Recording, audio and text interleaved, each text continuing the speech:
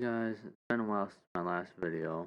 I've been really busy with work and courses, but that should be a little bit. I've toned down the work a little bit, and my semester is almost over, so I should be able to make these videos a lot more frequently.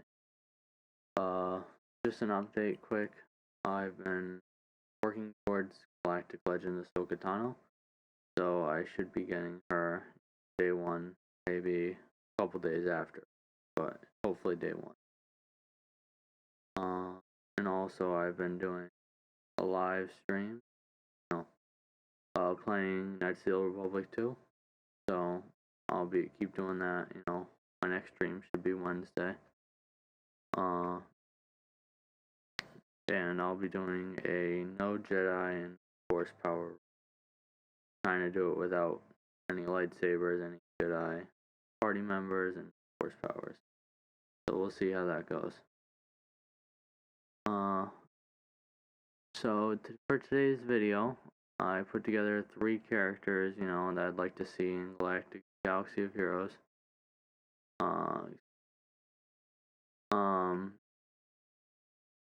I've also wrote their kits, something I'd like to see. What kind of abilities, I'd like to see on them. And I hope to expand on this more in the future, maybe add some more characters. So without any further ado, let's dive in. So first up, we have Jacen Solo. I'd say he's number 3 overall on who I'd want to be in the game. He's one of my favorite characters overall, especially after he becomes Darth Caedus. So for the tags, I just did light side and attacker. I think his role would be best. Jedi and Rebel, only because they don't have a New Republic tag yet.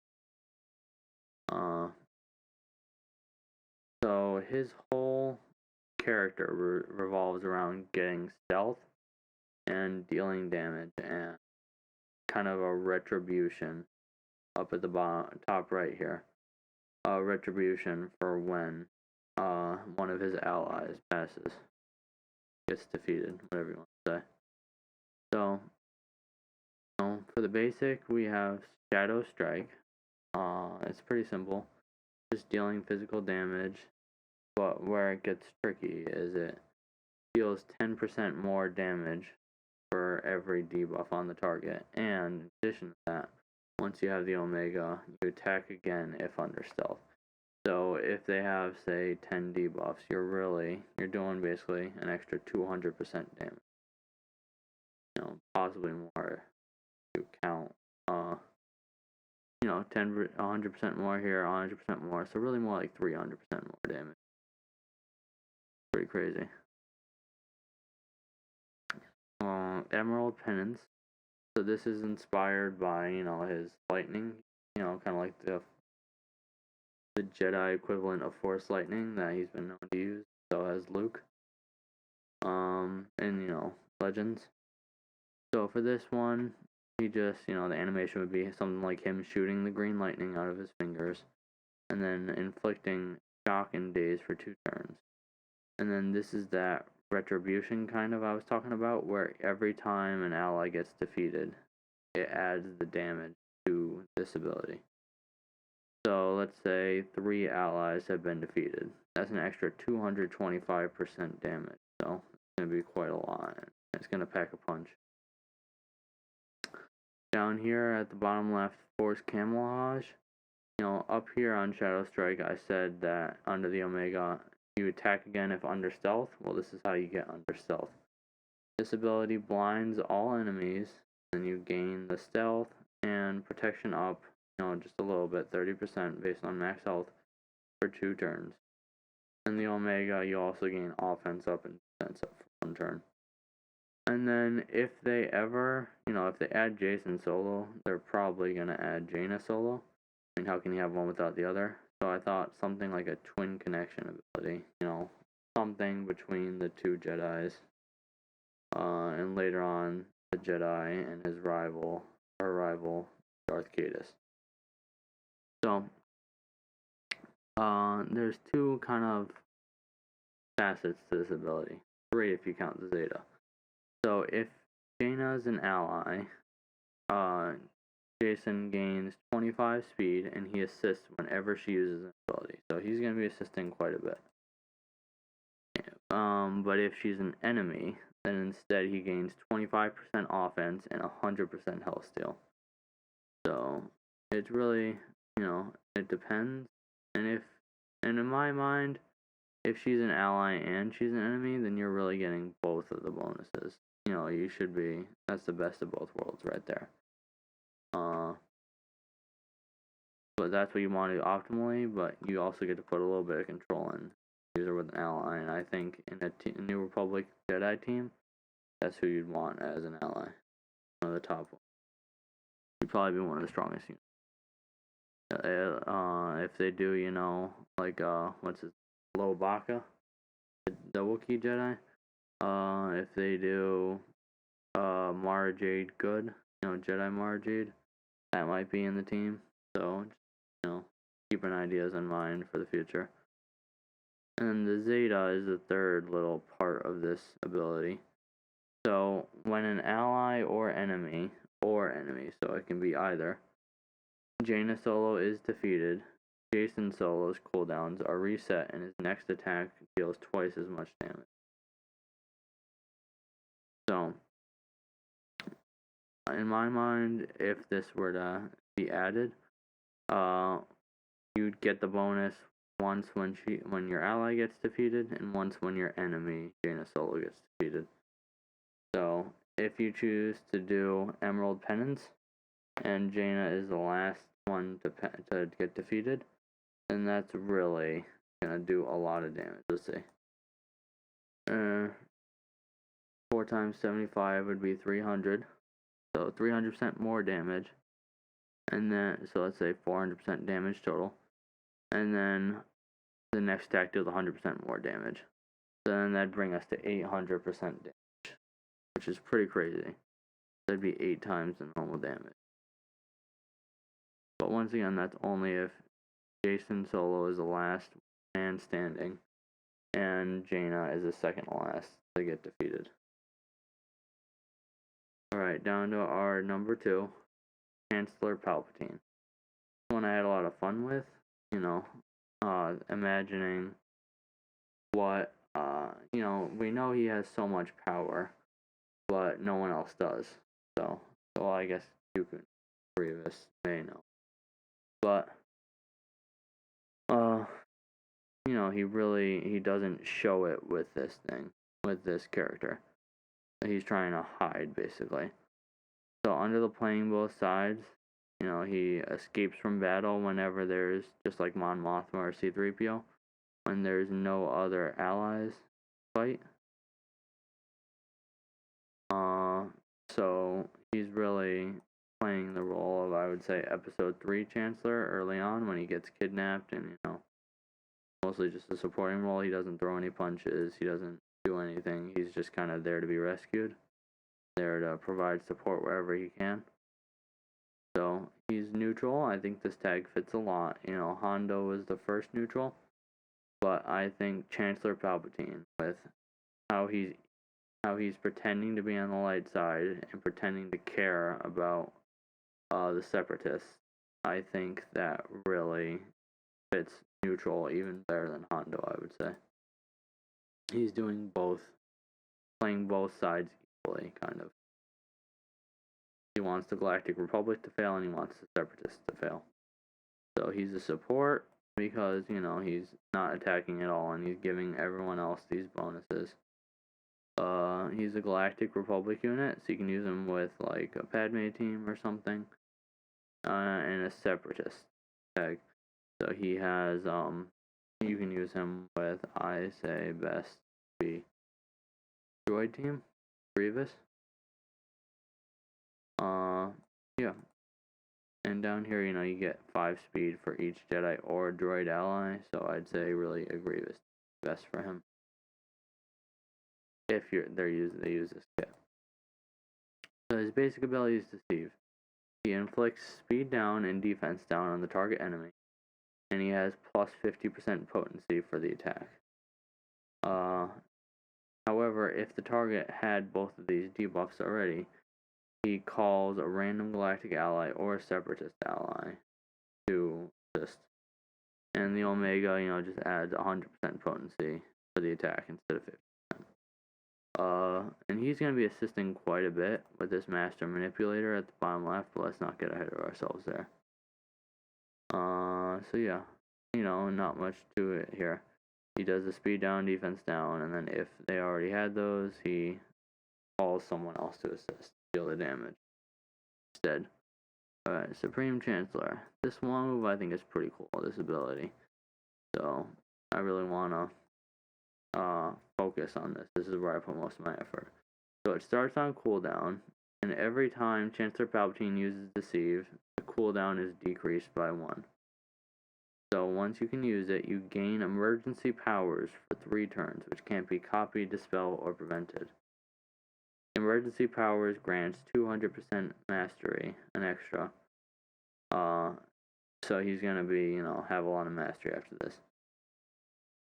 So what you do then is you take Chancellor Palpatine's current mastery. So let's say he has 10 mastery. You take 30% mastery, and this is, you don't reduce Chancellor Palpatine's mastery by anything, you're just copying it basically, and split it equally among each Galactic Republic and Separatist ally. Then you take that 30% mastery, and then you do, let's see, 2.5 per, what did I say 2.5? 7.5% per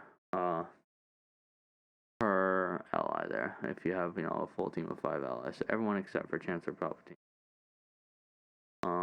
Yeah.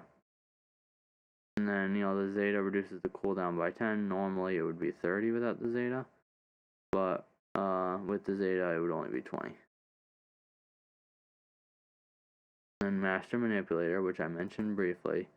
Whenever a Galactic Republic or Separatist ally uses a special ability, Chancellor Palpatine assists and gains 5% turn meter. So that's, going to be really helpful with moving along and getting to that emergency powers faster. Supreme Chancellor move up here at the top right. The Zeta, however, is going to be even more useful. So it adds 2% mastery for every time he attacks out of turn. Every time he assists when another ally uses a special ability.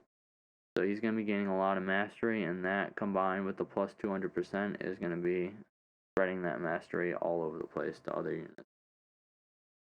And then, as I said before, playing both sides. He has the 5 speed for each Jedi or droid ally at the bottom. But in addition to that, at the start of battle, Palpatine gains 10% critical avoidance for every Galactic Republic ally, and 5% evasion for each Republic ally, or Separatist ally, So he's going to be really hard to kill off, really hard to defeat, and his survivability is going to be through the roof, especially with that mastery. And then if there are no other allied combatants at the start of a turn, Chancellor Palpatine escapes from battle. So this is that 3PO or Mon Mothma or whatever you want to say clause, where when, no one else is left, he just leaves. He doesn't have any damage to do, so he just heads out. Like that SpongeBob meme. You guys are familiar with that. Alright, and then my favorite, who I think should definitely be added to the game, Mitra Surik.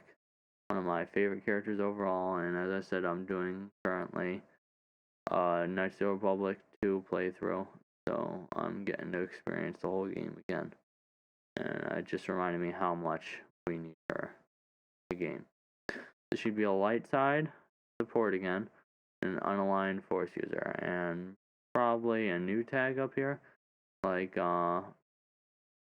Exile or New Jedi or something like that. Just because, she's not quite Old Republic, I wouldn't say, but I guess you could get away with it. She's not in the same kind of like, if Visas Mar can't get the Old Republic tag, then I wouldn't say Mitra Surik would either. Just because they're basically the same kind of the same, from the same vein, the same team, I guess. So for her basic, Exile's Might. Deal physical damage to target enemy and call a random ally with the Padawan buff to assist. So just keep this in mind here, because we're going to be going back to this quite a bit. The Omega, the assisting ally gains 10% turn meter. So you know that it's basically going to be a turn meter train here. We're going to have Padawans assisting, and every time getting 10% turn meter, and they're going to be assisting quite a lot. So for the Padawan buff, special attacks deal 50% more damage and gain the following ability based on this character's role. So for attackers, they gain Whirlwind with a cooldown of 10. Deal special damage to all enemies and inflict speed down in days. This is basically the final level of Force Push in the Natural Republic games. So, like, basically creating a tornado that they're trapped in. And then for tanks, they get Force Armor, which is basically the final, like, evolution of, like, Jedi armor, I guess. Force armor, Force defense, that's it. Where you gain defense up, protection up 50% of your health, and taunt for 2 turns, which can't be copied, dispelled, or prevented. So this is just getting the, the more survivability, and then taunting, just to keep it away from the weaker units. And then support or healers gain Force Heal, one of the staples in Natural Republic games.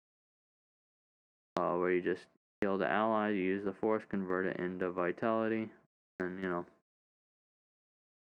have to use any med packs or healing items or nothing like that. So all allies with the Padawan buff recover health equal to 30% of this character's max health. So for instance, if Mitra Surik used Padawan, she would get that Force Heal ability. And then you'd probably want to mod her for speed and health, so that she has as high health as possible. And, she can also spread out the Padawan buff with this next ability, New Path. So you grant target ally the Padawan buff, which can't be copied, dispelled, or prevented. Reduce all allies' cooldowns by 1. And then, with the Zeta, you grant the healthiest other ally damage immunity, and all other non-tank allies gain health. So you're giving them the Padawan buff, which is they're gonna be assisting a lot, and then they're gonna be having that special abilities here, and their special abilities are gonna get more offense. And then you're gonna reduce all allies cooldowns by 1. So for everyone with that, this will go from the Force Heal will go from 8 to 7. Force Armor Whirlwind will go from 10 to 9. And the more you use that ability, the faster it will go down. And, it's going to go down. It's going to be quick. You're going to be using this quite a bit. Especially, I forgot to put the cooldown, but it'd be like a 2 or 3 cooldown. And Mitra Surik is going to be pretty fast, hopefully, if they ever add her. So then we go down to the second page here. She was a big one, and this Exile's Might took up a lot of space. So, come together, the special. Call all allies with Padawan to assist and grant target ally 25% turn meter, hence the turn meter train. Critical hit immunity and speed up if their alignment is light side. Then for dark side allies, grant target ally offense up and defense penetration up. And then the Omega is all unaligned Force users recover 25% health. And then over to the leader here, the new generation. Allies with Padawan have a 30% chance to assist each time an unaligned Force user attacks, dealing 25% more damage. And Zeta. When an ally gains the Padawan buff for the first time, they also gain offense up and speed down. So that really is, you might see the speed down and think I made an error, but the speed down is intentional. So the offense up, you're going to be attacking more, you're going to be dealing more damage, and with the speed down, whenever someone like Mitra Surik uses an ability, they have a 30% chance to assist, dealing 25% more damage, more with offense up, and the speed down keeps that offense up for a longer, Okay, so you'll be doing more damage out of turn for longer than without the speed down, if that makes sense. And then Forgiving Teacher, the unique. When an unaligned force user attacks out of turn, Mitra Surik gains protection up 20% for 2 turns. Zeta, allies with the Padawan buff also gain protection up 20% for 2 turns and have a 10% chance to recover 10% health. So they're going to be attacking out of turn quite a bit. What with the Come Together and the new generation here, and even the basic up here, Exile's Might. She calls a random ally to assist. So they're going to be doing it quite a bit, and I'd say that 10% chance right there is going to happen pretty quickly, because they're going to be assisting all the time. So per turn, I'd say you have about a 50% chance to get it per turn, per full cycle, if that makes sense. For everyone to go through, you have about a 50% chance of triggering it for everyone going through one cycle of turns. Alright? So, anyways, those are my top 3. I have another list going with, some more characters. It just takes time to, make the kits. I started this list about 2 months ago, maybe even 3 at this point. And I have a little bit more than this done, but this is all I was ready to share for now. But other people I want, like I have Ram Koda on the list, I have Atten on the list, people like Snoke. So stay tuned for that, and I guess I'll see you guys next time. Enjoy the game. Let me know what's going on in the comments below. Other than that, I'll see you guys on the holotable.